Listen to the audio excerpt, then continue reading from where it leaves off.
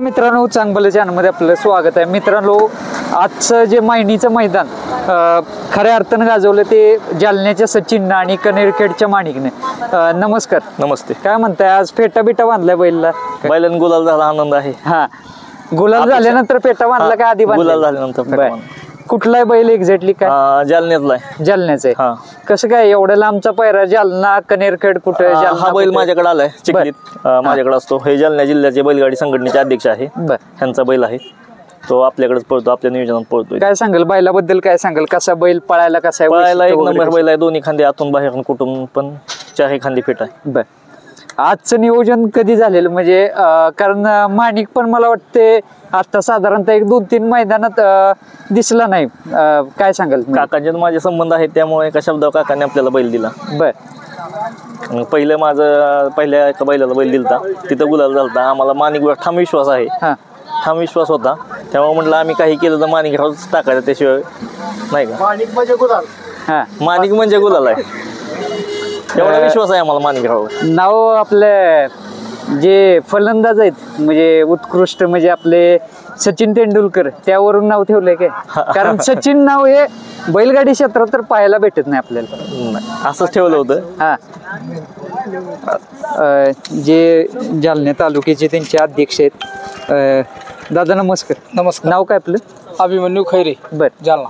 काय सांगाल, काय आज आनंद आहे? काय आज आम्ही इतक्या दुरून आलो, आमचा गुलाल झाला, अगदी आनंद आहे.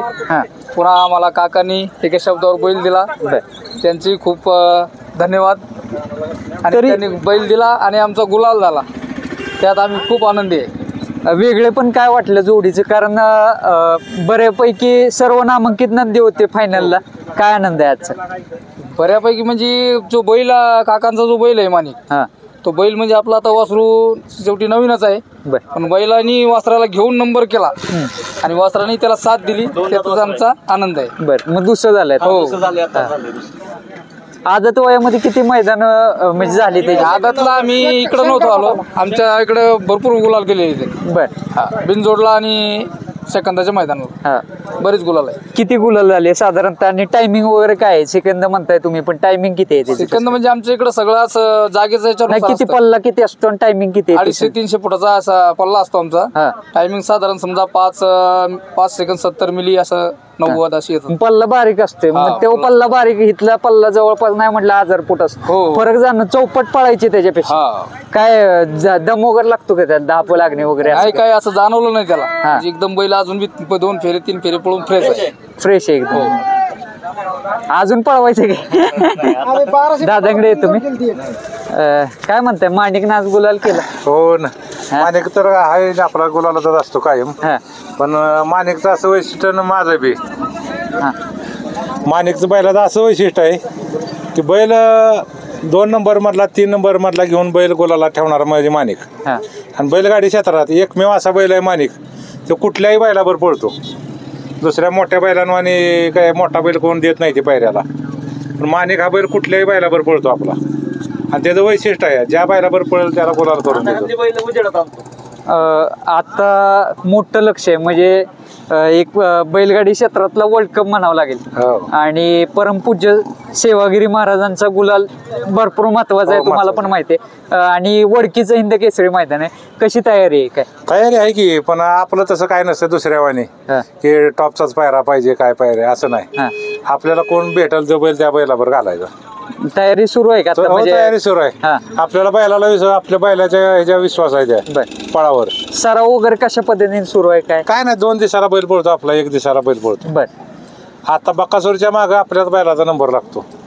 आपल्या बैला एवढा कुठलाच बैल पळू शकत नाही दाट, एवढा आपल्या बैलाची गॅरंटी आहे. म्हणजे साधारणतः तुम्ही म्हटलं तसं आठवड्यातनं 3 किंवा 4 मैदान करतात. 100%.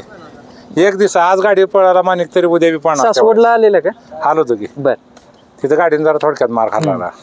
सेमीला का? नाही, गटालाच. आता चालू सीझनला किती गुलाल झाले माणिकचे? आता ह्यो 2 मैदान गेले नाही तर 4था गुलाल आहे लगातार. बर, काजडला बी त्यांचाच तुफान होता. सचिन सोबतच का? नाही, दुसरा तुफान. बर, त्याची पेडगावचं मोठं मैदान झालं तिथे बी राहते गाडी. बर, गोळूंच्याला बी झाली. आज ओपनचं मैदान, दुसरा बैल दुसरा पळवणं एक प्रकारचं रिस्क वगैरे वाटली नाही का? कसं काय? नाही रिस्क, मग सांगतोय काय मी, बैलगाडी क्षेत्रात एकमेव माणूस मी कुठल्याही बैलाला माग बैल मागू द्या, त्याला आम्ही नाही म्हणत नाही. दुसऱ्या तुम्ही कुठल्याही मोठ्या बैलवाल्याला मागा, तुम्हाला नाहीच म्हणणार. जेव बैल दिलं का नाही त्याला बक्षीस देईन मी. त्या मोठ्या बैलवाल्यानं जर बारक्या बैलवाल्याला बैल दिला तर मी 5 नाही 10,000 रुपयाचं बक्षीस देतो. त्या मोठ्या बैलवाल्यानं जर असं एका फोनवर बैल दिला तर.